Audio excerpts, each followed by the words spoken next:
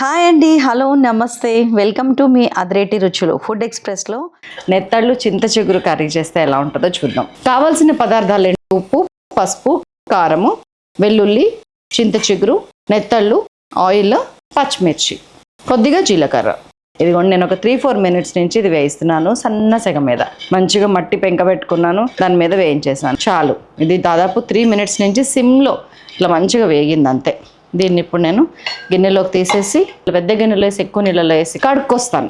And ఇప్పుడు పొయ్యి మీద మన రెగ్యులర్ వంట దేనిలో అయితే చేస్తామో అది పెట్టేసుకొని చక్కగా ఒక 2 టేబుల్ స్పూన్స్ ఆయిల్ వేసుకుందాం. మన ఆయిల్ కాగింది, ఇట మన నెత్తళ్ళు కూడా పువ్వుల్లా కడుక్కొని బయటకు వచ్చినాయి.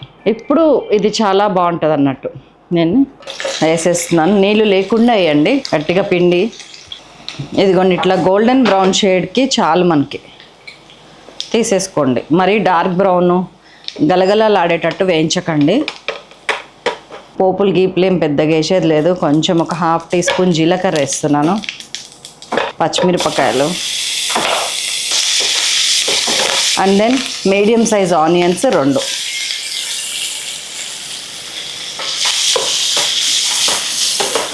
వేసి మంచిగా వేయించాం. చాలా సింపుల్ కర్రీ అండి.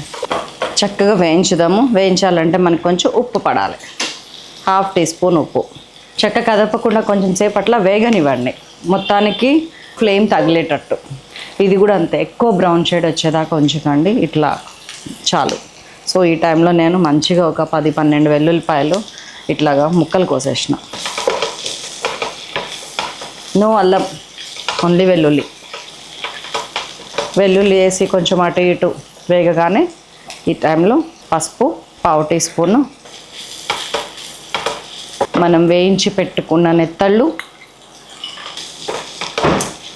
సో ఇంత లెస్ ఇంగ్రీడియంట్స్తో ఇంత టేస్టీ కర్రీ కాని గెస్ కదా. ఇంక ఇప్పుడు పెద్దగా వేగేది ఏం లేదండి, మొత్తం మళ్ళీ సిమ్లో పెట్టేస్తున్నాను. చింత చిగురు ఇప్పుడు యాడ్ చేస్తున్నాను.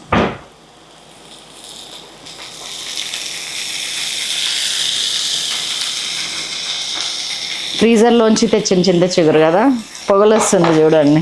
కూలింగ్ సిమ్లో ఇట్లా ఉండనివ్వండి, కదలకుండా కొంచెం సేపు మూత పెట్టేద్దాము.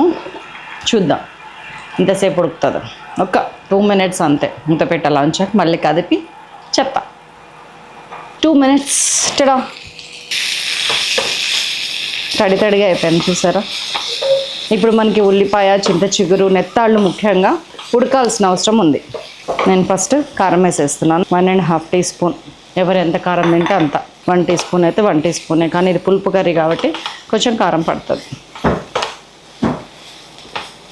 వాటర్ అయిపోయింది చూసారా, కానీ ఇక్కడ వాటర్ అయిపోయినా కానీ నెత్తళ్ళు ఉడకాలి. హాట్ వాటర్ ఇది, నేను కొంచెం వాటర్ యాడ్ చేస్తున్నాను,